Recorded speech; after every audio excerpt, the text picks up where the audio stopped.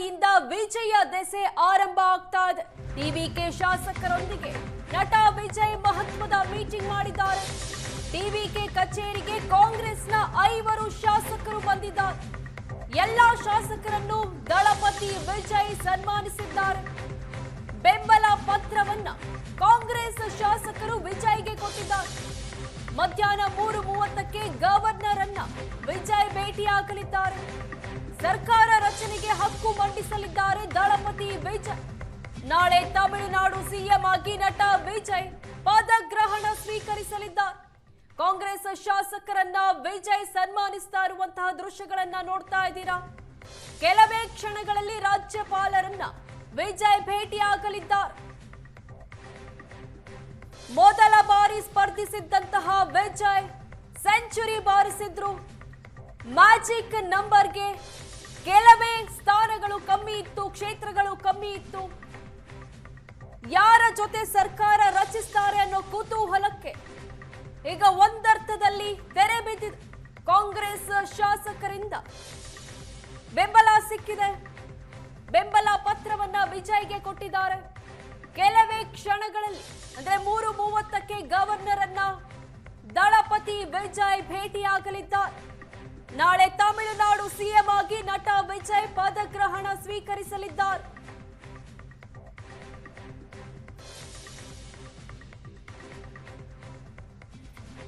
ಮೊದಲ ಬಾರಿ ಸ್ಪರ್ಧಿಸಿದ್ದಂತಹ ವಿಜಯ್ ನಿರೀಕ್ಷೆಗೂ ಮೀರಿ ಸ್ಥಾನಗಳನ್ನ ಗಿಟ್ಟಿಸಿಕೊಂಡಿದ್ರು. ಎಕ್ಸಿಟ್ ಪೋಲ್ ನಲ್ಲಿ ಬಂದಿದ್ದಂತಹ ಫಲಿತಾಂಶ ಕಂಡು ಯಾರೂ ನಂಬಿರಲಿಲ್ಲ. ಎಕ್ಸಿಟ್ ಪೋಲ್ ಫಲಿತಾಂಶದಂತೆ ವಿಜಯ್ 100ಕ್ಕೂ ಹೆಚ್ಚು ಕ್ಷೇತ್ರಗಳಲ್ಲಿ ಗೆದ್ದಿದ್ರು. ಸರ್ಕಾರ ಯಾವಾಗ ರಚನೆ ಮಾಡ್ತಾರೆ, ಮೈತ್ರಿ ಮಾಡ್ಕೊಳ್ತಾರಾ ಇಲ್ವಾ, ವಿಜಯ್ ಮುಂದಿನ ನಡೆ ಏನು ಅನ್ನೋ ಕುತೂಹಲ ಇತ್ತು. ಅದರಂತೆ ಈಗ ವಿಜಯ್ಗೆ ಕಾಂಗ್ರೆಸ್ನ 5 ಶಾಸಕರು ಬೆಂಬಲ ಕೊಟ್ಟಿದ್ದಾರೆ. ನೇನು ಕೆಲವೇ ಕ್ಷಣಗಳಲ್ಲಿ ರಾಜ್ಯಪಾಲರನ್ನ ದಳಪತಿ ವಿಜಯ್ ಭೇಟಿಯಾಗಲಿದ್ದಾರೆ. ತಮಗೆ ಬೆಂಬಲ ಕೊಟ್ಟ ಕಾಂಗ್ರೆಸ್ ಶಾಸಕರನ್ನ ವಿಜಯ್ ಸನ್ಮಾನಿಸಿದ್ದಾರೆ. ಸರ್ಕಾರ ರಚನೆಗೆ ದಳಪತಿ ವಿಜಯ್ ಹಕ್ಕು ಮಂಡಿಸಲಿದ್ದಾರೆ. ಕಾಂಗ್ರೆಸ್ನ 5 ಶಾಸಕರೊಂದಿಗೂ ನಟ ವಿಜಯ್ ಚರ್ಚೆ ಮಾಡಿದ್ದಾರೆ. ಟಿವಿಕೆ ಕಚೇರಿಯಲ್ಲಿ ನಡೆದಿರುವಂತಹ ಸನ್ಮಾನದ ದೃಶ್ಯಗಳಿದು. ಕಾಂಗ್ರೆಸ್ನ 5 ಶಾಸಕರು ದಳಪತಿ ವಿಜಯ್ಗೆ ಬೆಂಬಲ ಕೊಟ್ಟಿದ್ದಾರೆ. ಇನ್ನು ಈ ಬಗ್ಗೆ ಹೆಚ್ಚಿನ ಡೀಟೇಲ್ಸ್ ಕೊಡ್ತಾರೆ ನಮ್ಮ ದೆಹಲಿ ಪ್ರತಿನಿಧಿ ಮಂಜುನಾಥ್. ಮೊದಲ ಬಾರಿ ಸ್ಪರ್ಧಿಸಿದ್ದಂತಹ ವಿಜಯ್ 100ಕ್ಕೂ ಹೆಚ್ಚು ಕ್ಷೇತ್ರಗಳಲ್ಲಿ ಗೆದ್ದಿದ್ರು. ಸರ್ಕಾರ ರಚನೆ ಮೈತ್ರಿ ಮಾಡ್ಕೊಳ್ತಾರಾ, ಮತ್ತೇನ್ ಮಾಡ್ತಾರೆ ಅನ್ನೋ ಕುತೂಹಲ ಇತ್ತು. ಈಗ 5 ಕಾಂಗ್ರೆಸ್ ಶಾಸಕರು ಬೆಂಬಲ ಸೂಚಿಸಿದ್ದಾರೆ. ಹೆಚ್ಚಿನ ಅಪ್ಡೇಟ್ಸ್ ಕೊಡೋದಾದ್ರೆ ವಿನುತಾ, ಕಳೆದ 2 ದಿನಗಳಿಂದ ಏನು ರೂಮರ್ಸ್ ಕೇಳಿ ಬರ್ತಾ ಇತ್ತು ಅದು ಈಗ ಅಧಿಕೃತ ಆಯಿತು. ಅಂದರೆ ಕಾಂಗ್ರೆಸ್ಸು ರಾಹುಲ್ ಗಾಂಧಿ ಅವರಿಗೆ ವಿಜಯ್ ಫೋನ್ ಮಾಡಿದ್ದಾರೆ. ವಿಜಯ್ ಅವರಿಂದ AICC ಅಧ್ಯಕ್ಷರಿಗೆ ಪತ್ರ ಬಂದಿದೆ, ಮತ್ತು ಅವರು ಬೆಂಬಲಕ್ಕೆ ಬರ್ತಾರೆ, ನಿಲ್ತಾರೆ ಅನ್ನುವಂಥದ್ದೆಲ್ಲವೂ ಕೂಡ ಆಗಿತ್ತು.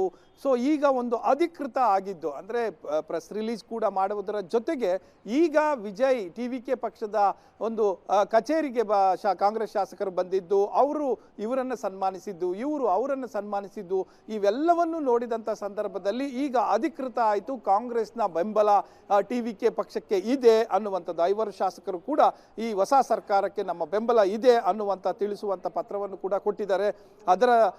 ಅದೇ ಪತ್ರವನ್ನು ಈಗ 3:30ಗೆ ಏನು TVK ಪಕ್ಷದ ಮುಖ್ಯಸ್ಥರಾಗಿರುವಂಥ ವಿಜಯ್ ಅವರು ರಾಜ್ಯಪಾಲರನ್ನ ಭೇಟಿ ಮಾಡ್ತಾ ಇದ್ದಾರೆ ತಮ್ಮ ಹಕ್ಕು ಮಂಡನೆಯ ಸಲುವಾಗಿ.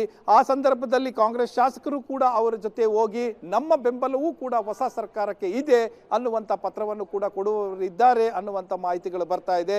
ಈಗ ಶಾಸಕರು ವಿಜಯ್ ಮತ್ತು ಶಾಸಕರು ಎಲ್ಲರೂ ಕೂಡ ಹೋಗಿ ರಾಜ್ಯಪಾಲರನ್ನ ಭೇಟಿಯಾಗಿ ಅವರಿಗೆ ಮನವಿ ಪತ್ರ ಕೊಟ್ಟು ಏನು ಯಾವತ್ತು ಅಂದರೆ ನಾಳೆನ ನಾಡಿದ್ದ ಆ 2 ವಿಚಾರದಲ್ಲಿ ಸಣ್ಣ ಗೊಂದಲ ಇದೆ. ಅದಕ್ಕಿನ್ನೂ ಕೂಡ ಅಧಿಕೃತವಾಗಿ ಬಂದಿಲ್ಲ. ಕೆಲವು ಮೂಲಗಳ ಪ್ರಕಾರ ನಾಡಿದ್ದಾಗುತ್ತೆ ಅಂತಾರೆ, ಇನ್ನು ಕೆಲವರು ಇಲ್ಲ ನಾಳೆ ಅಂತ ಹೇಳ್ತಾ ಇದ್ದಾರೆ.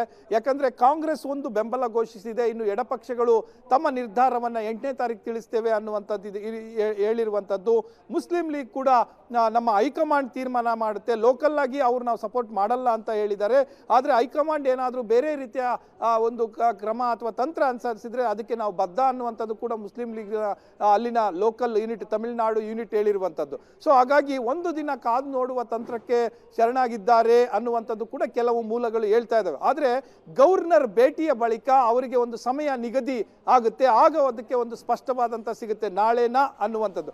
ಆದರೆ ನಾಳೆನಾ ನಾಡ್ದ ಅನ್ನುವಂಥದ್ದು. ಆದರೆ ನಾಳೆಗೆ ಎಲ್ಲ ರೀತಿಯ ಸಿದ್ಧತೆಗಳು ಕೂಡ ನೆಹರು ಮೈದಾನದಲ್ಲಿ ನಡೀತಾ ಇರುವಂಥದ್ದು ಕೂಡ ನಾವು ನೋಡಿದ್ದೇವೆ. ನಾಳೆ ಪ್ರಮಾಣ ವಚನ ಸ್ವೀಕಾರ ಆಗುತ್ತೆ, ತಮಿಳುನಾಡಿನಲ್ಲಿ ಹೊಸ ಸರ್ಕಾರ ಬರುತ್ತೆ, ಅದರ ವಿಜಯ್ ಅದರ ನೇತೃತ್ವವನ್ನು ವಹಿಸ್ತಾರೆ ಅನ್ನುವಂಥದ್ದು ಎಲ್ಲವೂ ಕೂಡ ಸಿದ್ಧತೆಗಳು ಆಗ್ತಾ ಇರುವಂಥದ್ದನ್ನು ನಾವು ನೋಡ್ತಾ ಇದ್ದೇವೆ. ಆದರೆ ಈ ಒಂದು ವಿಚಾರಕ್ಕೆ ಒಂದು ದಿನ ತಡ ಆಗಬಹುದು ಅಂತ ಹೇಳ್ತಾ ಇದ್ದಾರೆ. ಆದರೆ ಅವರು ಇನ್ನೂ ಅಂದರೆ ಅಧಿಕೃತವಾಗಿ ಇನ್ನೂ ರವಾನೆ ಮಾಡಿಲ್ಲ. ಕಾಂಗ್ರೆಸ್ ರೀತಿಯಲ್ಲಿ ನಾವು ಸ್ಪಷ್ಟವಾಗಿ ಬಂದು ಬೆಂಬಲ ಕೊಡ್ತೇವೆ ಅನ್ನುವಂಥದ್ದು. ಇನ್ನು ಮುಂದೆ ಏನಾದರೂ ಬೆಳವಣಿಗೆಗಳು ರಾತ್ರಿಯ ಹೊತ್ತಿಗೆ ನಡೆದು ನಾಳೆ ಒಳ್ಳೆಯ ದಿನ ಮತ್ತೆ ಮಾಡಬಹುದು ಅನ್ನುವಂಥದ್ದು ಏನಾದರೂ ಜೋಯಿಸರು ಸೂಚನೆಯನ್ನು ಕೊಟ್ಟರೆ ಅವತ್ತು ನಾಳೆ ಎಲ್ಲ ರೀತಿಯಿಂದಲೂ ಕೂಡ ಅಂದುಕೊಂಡ ರೀತಿಯಲ್ಲೇ ನಾಳೆ ಪ್ರಮಾಣ ವಚನ ಆಗುತ್ತೆ. ಇಲ್ಲ ಅಂದರೆ ಒಂದು ದಿನ ಮುಂದಕ್ಕೆ ಹೋಗಬಹುದು ಅಂತ ಹೇಳ್ತಾ ಇರುವಂಥದ್ದು. ಆದರೆ ಅದಕ್ಕೆ ಅಧಿಕೃತತೆಗೋಸ್ಕರ ಇನ್ನೂ ಒಂದೂವರೆ ತಾಸು ಕಾಯಬೇಕಾಗುತ್ತೆ.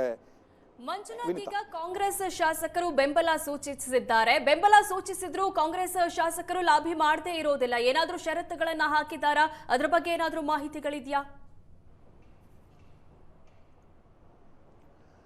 ವಿನಿತಾ, ಒಂದು ಷರತ್ತನ್ನು ವಿಧಿಸಿರುವಂಥದ್ದು, ಒಂದು ಬೇಡಿಕೆ ರೂಪದಲ್ಲಿ ಇಟ್ಟಿರುವಂಥದ್ದು.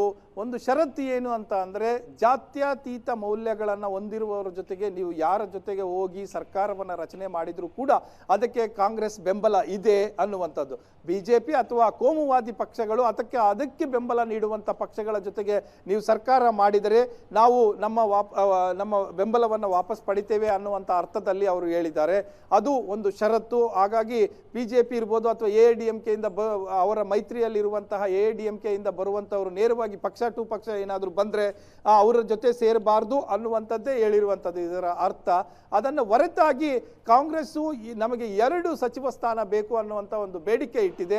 ಅದು ನಂತರ ತೀರ್ಮಾನ ಆಗುತ್ತೆ, 2 1 ಏನು ಅನ್ನುವಂಥದ್ದು. ಯಾಕಂದರೆ ಎಲ್ಲ ಪಕ್ಷಗಳು ಸೇರಿದ ಬಳಿಕ ಒಬ್ಬೊಬ್ಬರಿಗೆ ಹಂಚಿಕೆ ಆಗುವಂಥ ಶುರುವಾಗುತ್ತೆ. 5 ಜನ ಇರೋರಿಗೆ 2 ಕೊಟ್ಟರೆ 4ನವರಿಗೆ ಏನಾದರೂ ಬೆಂಬಲ ಕೊಡೋರಿಗೆ ಏನು ಅವರಿಗೆ 2 ಕೊಡಬೇಕಾಗುತ್ತೆ. ಈ ರೀತಿಯಾಗಿ ಒಂದು ಫಾರ್ಮುಲಾವನ್ನು ಮಾಡ್ಕೊಂಡಿರ್ತಾರೆ, ಅದರಂತೆ ನಡೆಯುತ್ತೆ. ವಿನಿತಾ, ಥ್ಯಾಂಕ್ ಯು ಮಂಜುನಾಥ್ ನಿಮ್ಮೆಲ್ಲ ಡೀಟೇಲ್ಸ್ಗೆ.